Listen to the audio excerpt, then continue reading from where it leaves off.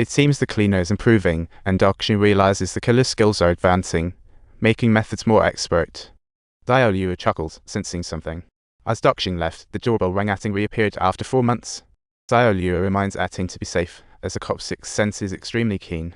Adang rushes off and bumps into Kai downstairs. Kai curiously asks Adang about the number of deliveries. Adang says only one. Kai gets back in his car, thinking, did Liu order just for one? Little did they know, Daxiong was still around, watching the delivery guy leave and thinking, that figure feels oddly familiar, when he realized Adang had already left. Daxiong urged Kai to chase, then dash upstairs like lightning. He couldn't help asking Liu, how many have you killed? Liu shouted innocent. And Daxiong got serious, fighting. 15 minutes later, Kai knocks and says confidently, we've got the fleeing delivery man. Daxiong sees and realizes it's not Adang. Just as he was about to blow up, the boss calls, and it turns into a misunderstanding episode. Now Daxiong is calmly live streaming and hitting someone, thinking silently in his heart, how on earth does Liu know Adang? It all started 4 months ago. After escaping the hospital, Adang didn't want to trouble his family and left them a farewell letter. Subtitles, his escape journey began. In the next week, he visited nearly all cities, initially for an overseas vacation. But unexpectedly, he bumped into Liu on the subway, who was obsessed with Batman and Robin. Liu imagined himself a comic hero, scouring the web for evidence, thinking it'd be great to take out some bad guys. He invited Adang to join in on the fun, suggesting they pull off a big heist together.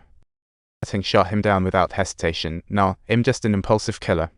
Liu, on the other hand, looked utterly astounded, but Liu insisted, believing Adang had a special skill to spot bad guys instantly, and promised a new identity and evidence if Adang agreed. On the table, there was evidence of a high school girl's bad habits, along with a backup collection of tools like a bizarre toolkit. If Adang wanted to join, they could get the party started right away. And now, the timeline returns to the present moment. Daxiong got suspended for some questionable policing, and Adang joined the team, becoming a part of the nighttime hunters. One was busy collecting evidence, while the other got straight to killing. Within just 4 months. They turned Seoul into a mini crime wave. To stay under the radar, Adang set a low-profile job at a country supermarket, where one day, a customer was giving Jin Shan. Adang saves the day. At work that night, he chatted with Jin Shan as if they were soulmates. Young folks' traits change the topic whenever the past comes up and maintain a solid distance from everyone. Adang felt had seen Jin Shan before. She grinned, lots of men saw my videos, leaked by an ex. Adang couldn't help but chuckle and tossed his cigarette in a good riddance sort of way before heading out. The very next day, Jin Shan's mom arrived from Seoul, ready to drag her daughter to a restaurant and convince her to come home. Yet Jin Shan's attention was completely elsewhere on a handsome guy across the room. After the incident, she couldn't bear the thought of any guy looking at her. Her mind was a total mess. Mom saw her daughter talking happily with friends, totally satisfied, so she had left the restaurant early, feeling like a job well done. As night fell, Changming escorted Jin Shan home. Arriving downstairs, she wanted his number, but Jin Shan refused.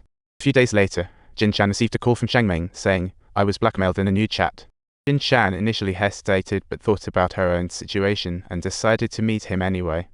Changming looked worse than last time, with a sad face, saying, I lost at truth or dare, took my clothes off, and ended up taking. Now I've lost both my job and my girlfriend. I practically can't go on living. Jin Shan reassured him, don't think too hard. At least the video didn't get out, so that's something. They chatted late. Changming, drunk, couldn't drive, so stayed at Jin Shan's. I should get going. But the truth was, he wasn't even being blackmailed. After dinner, she made up a work excuse and headed back to Busan. After a passionate night, Jin Shan mustered her courage, wanting to return to Seoul with Changming and start fresh. Just as she was about to speak, Changming's phone buzzed. Jin Shan looked at it, her eyes going wide in shock. Text wedding invitation video. Changming immediately snatched the phone away. Subtitles. Jin Shan was extremely furious, slapping Changming directly and then yelling loudly, You jerk. You poor fellow, go and eat something quickly. Don't let yourself starve to death, okay? The next day, both Daxiong and Adang saw the news, a fire at Uncle Le's building, where a woman tragically perished inside. The supermarket buzzed with chatter about it, while Adang noticed a man staring at him with the intensity of a hawk. As he navigated through the aisles, that man was right on his tail. Adang panicked, dropping his shopping cart as he sped towards the exit, only to collide straight into Daxiong.